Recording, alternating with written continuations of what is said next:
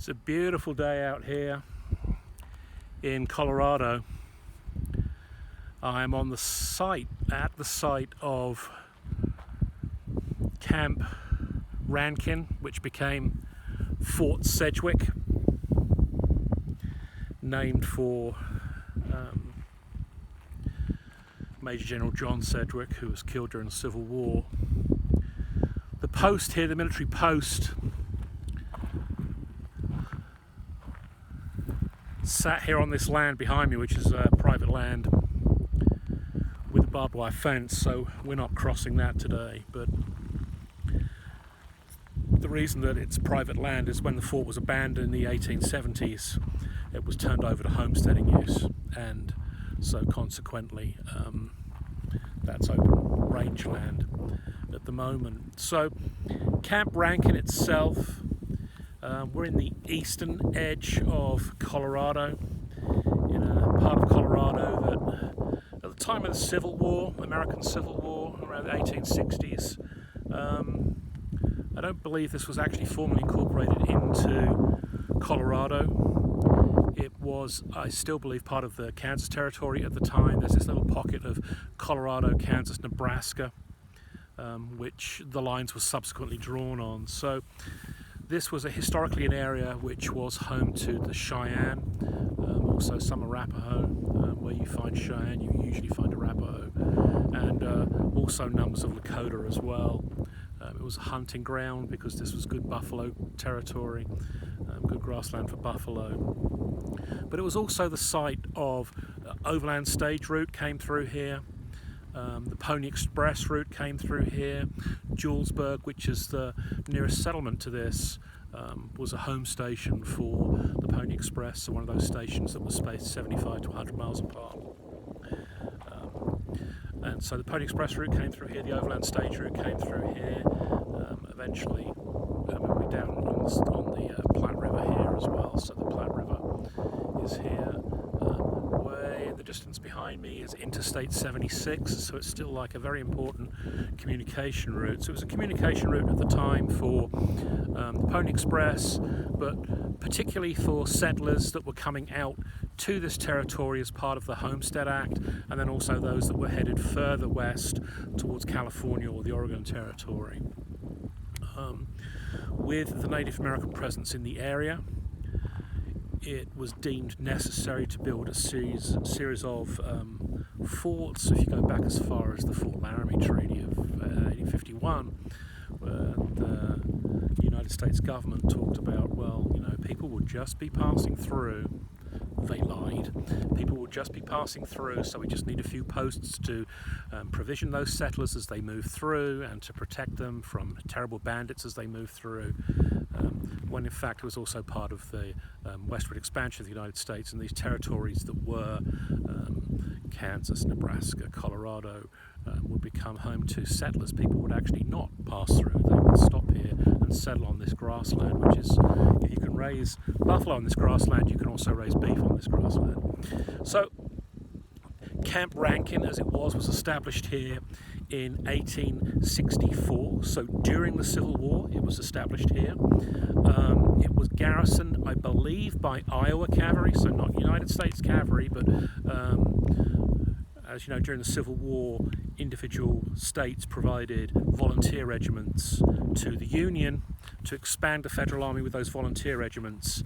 And so units such as the 1st Kansas Cavalry or the 8th Iowa Cavalry would be assigned to duty out here on the frontier, which meant that the 1st Cavalry and the 4th Cavalry and 2nd Cavalry, the regular Army cavalry units, could be sent back to the east and participate in Civil War battles in the Eastern Theater. So during the Civil War, the Western territories, the west of America, these territories that were opening up for settlement and development and for railroads and for telegraphs, were garrisoned and protected by states' volunteer troops who had been brought into federal service.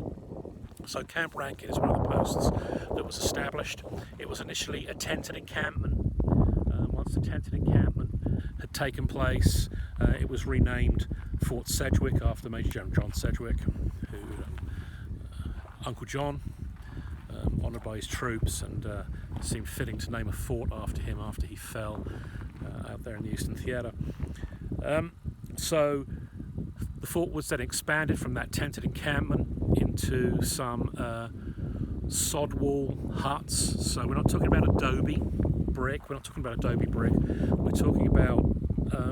cutting chunks of sod, earth from the ground, and piling those up and making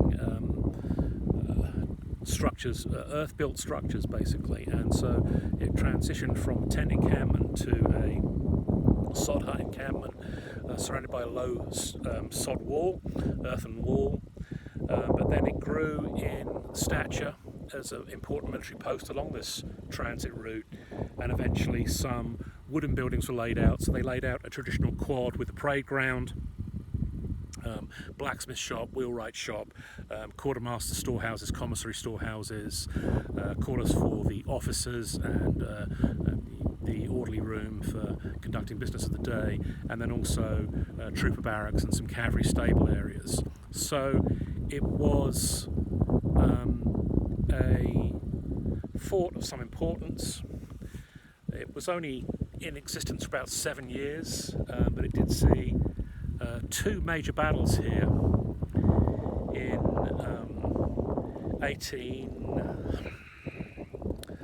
let me think when that was. I'm going to have a think about that. But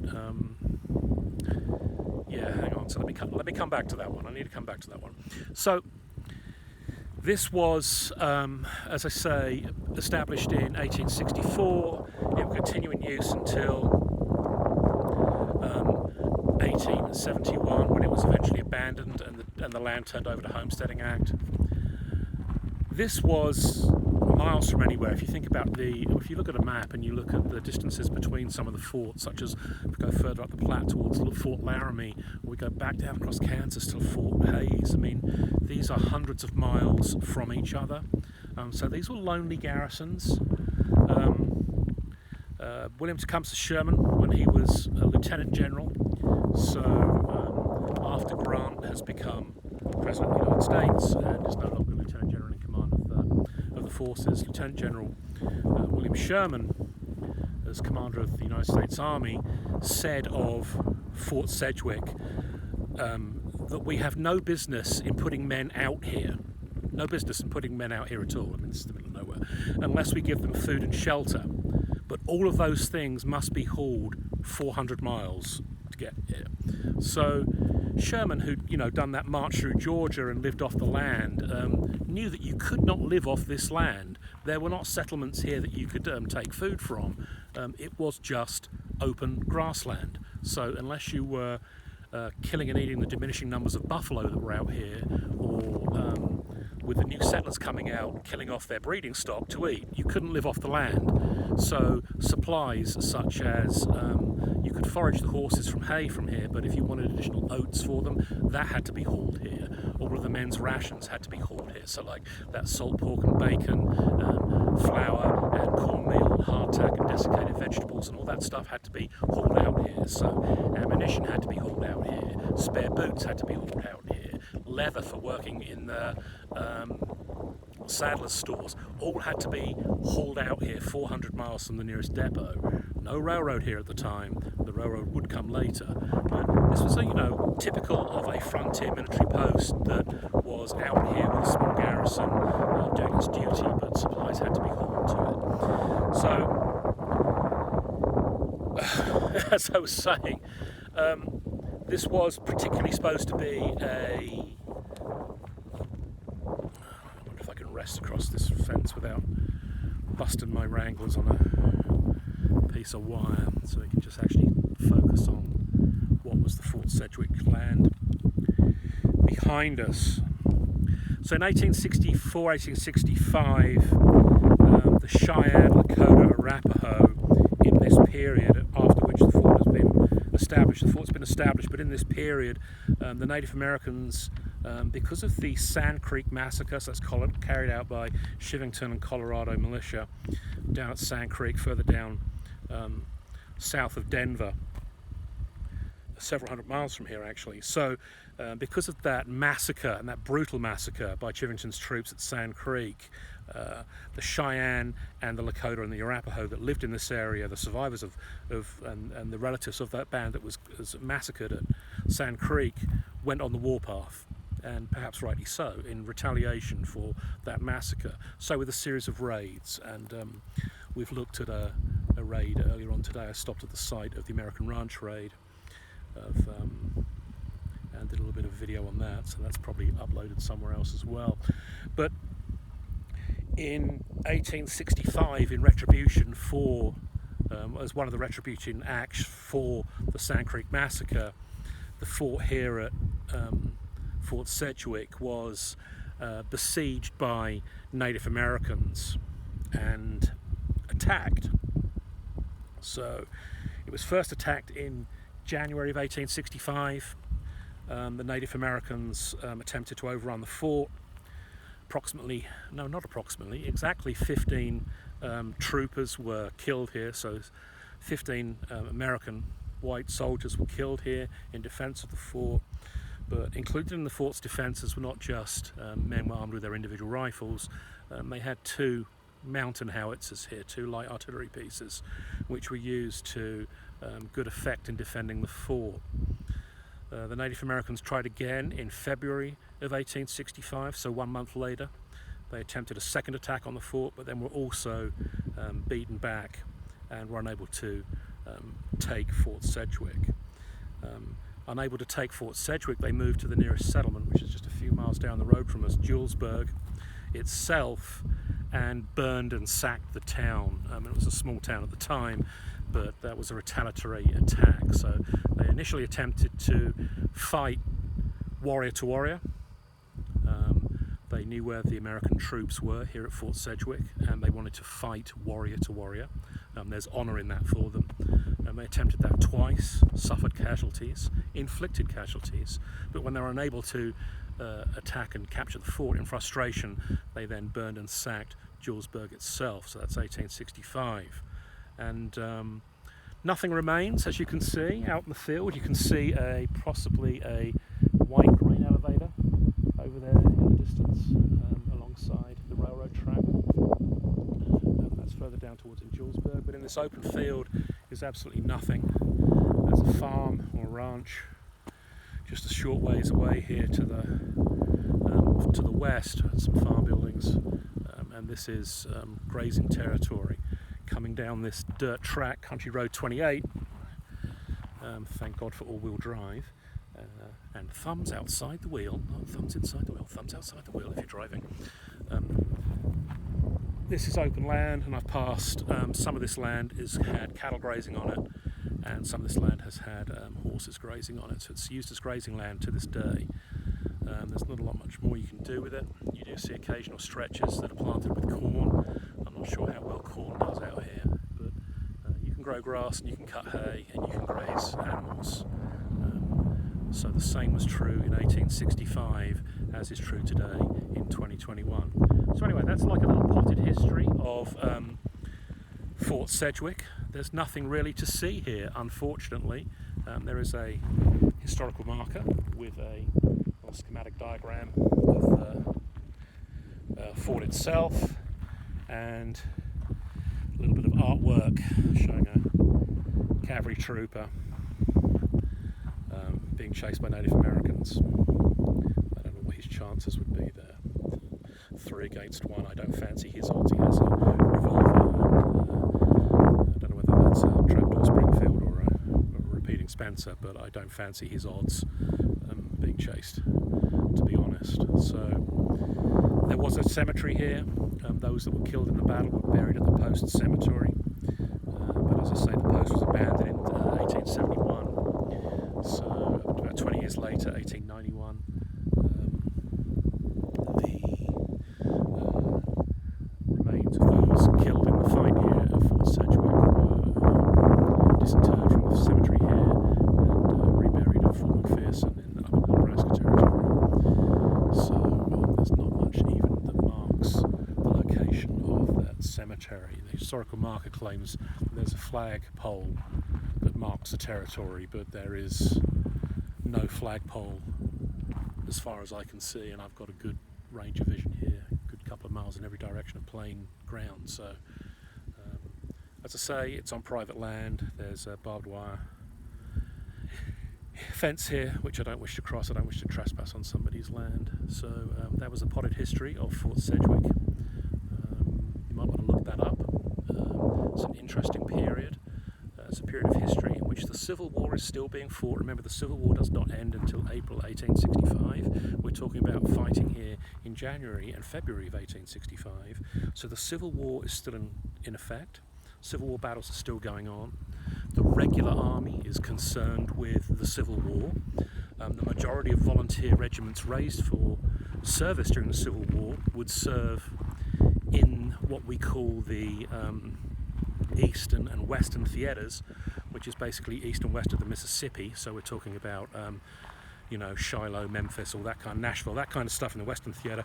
We're in the trans-Mississippi out here. We're like way beyond where people were really thinking about the Civil War. This was still the frontier, and this frontier, according to the US government, the frontier still needed to be opened up to settlement, even during the Civil War. The Homestead Act was still in effect, so settlers, even during the Civil War, were still moving westward, and those settlers had to be protected, and the trails out west had to be policed, and it was policed by US troops, but they were state troops, volunteer troops, brought into federal service, such as the Iowa Cavalry, Kansas Cavalry, etc., etc. And it's an interesting period that you have conflict with Native Americans going on at the same time as the Civil War is going on. This is my car. I'm burning gas because it's damned hot out here today on the prairie, and I'm running the aircon, so the car remains cool when I get back into it, and I don't re-enter a baking hot car. So it is beautiful weather out here on the prairie, and when you get up onto a rise like across the other side of the county road there, and you just look, and it is just rolling grassland, almost as far as you can see, broken up by a few farms, broken up by a few county roads. It's a beautiful part of the country. If you are driving cross country at all, if you are driving on sections of Interstate 78, pull off at the Colorado Visitor Center, State Visitor Center. You've come across the Kansas line. It'll be one of the visitor centers you reach at Julesburg. Take a tour of that, and it's got some good exhibits there on the Pony Express and some good exhibits on Julesburg history. You don't have to come all the way down a dirt track for 7.5 miles to find a historical marker like I did. You can read up about Fort Sedgwick back there at the visitor centre and save yourself this bother. But yeah, I decided that I was going to come out to the actual physical site of Fort Sedgwick, find this historical marker, and talk a little bit about history of Fort Sedgwick, the two battles that took place here in January, February 1865. The reason for those battles was a retaliation for the Sand Creek Massacre, horrific incident perpetrated by Colonel Chivington and Colorado militia from Denver. Must visit that site and do a video from there one day. It would take a much more sombre outlook, I think, on that. And then also the history of Fort Sedgwick here, and its short period of existence, 7 years, closed in 1871. So some frontier forts remain in existence today. If you drive across Interstate 70 through Kansas and you pass right alongside Fort Riley, I mean, that's a western post. That was a cavalry post back in the day, and that's still a military post to this day. I believe it's home to the 1st Infantry Division, Big Red 1. So some of those posts, some of these western posts like Riley and Bliss, are still in operation today, over 150 years later. But the majority of these posts were temporary posts as the West opened up to settlement, and the Native American tribes were gradually driven out of these areas, and these areas became, I don't know what the term would be, pacified, I guess.